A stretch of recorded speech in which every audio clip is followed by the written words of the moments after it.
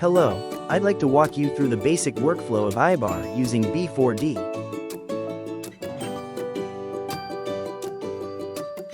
First, you need to align the STL file. Set the STL file as the target and perform the alignment.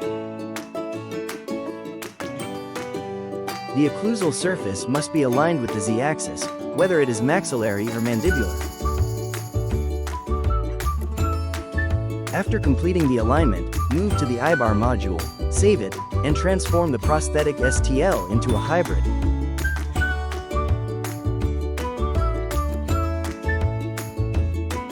In the next step, you will create a tube, use it to generate a cone, and define the mask protection area.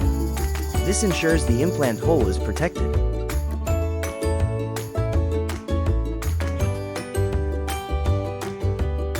This should be applied in the same way to all implant holes.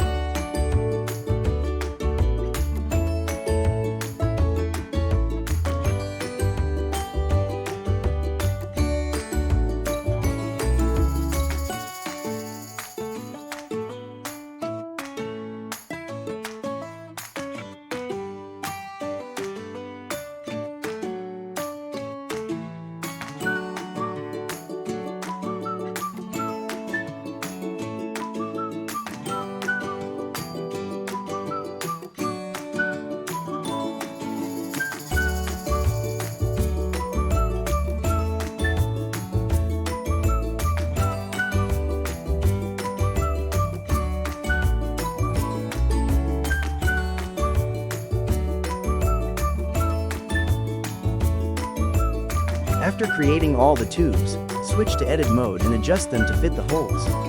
The top point should be positioned above the prosthesis, the middle point slightly above the screw head, and the bottom point should be set to wrap around the implant platform.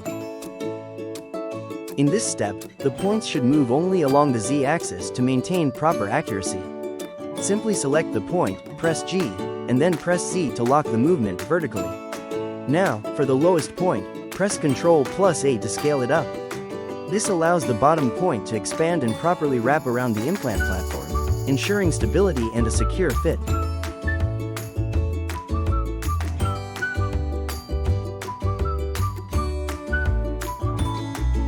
If the mask protection does not fully wrap around the implant platform, it must be reset. To go back and correct it, simply press Ctrl+C.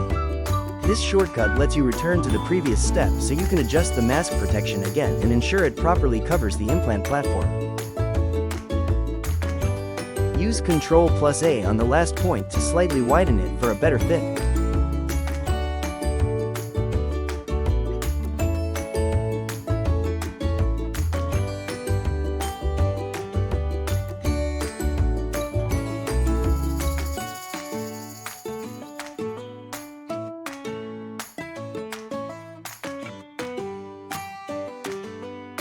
Now check if the mask protection fully covers all the necessary areas, and then move on to the next step.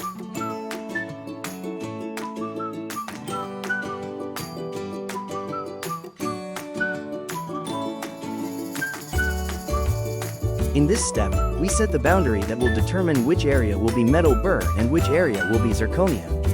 To begin, position the 3D cursor where you want to start by holding Shift and right-clicking. Once the cursor is placed, press G to grab and position the first point. After setting the first point, press E to extend and continue placing additional points along the boundary line. Continue this process carefully to outline the exact separation between metal and zirconia.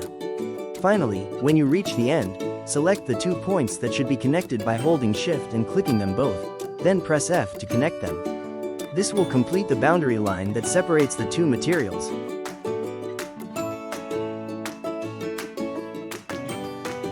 In this step, set the path based on the top view. You can adjust the height using the G key.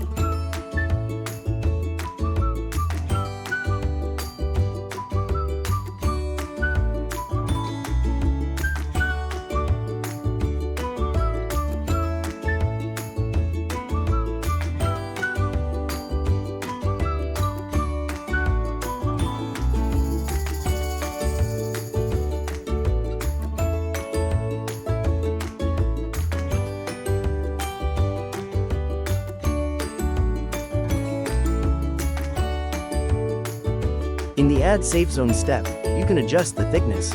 The default is 14 mm, but you can set it to any value you prefer.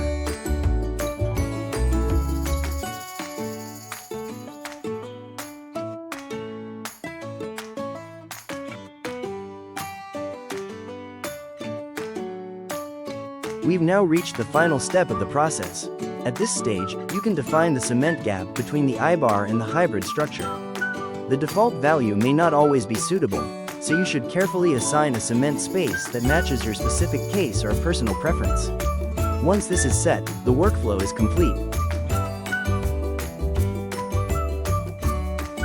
If you want additional retention grooves, you can add them at this stage.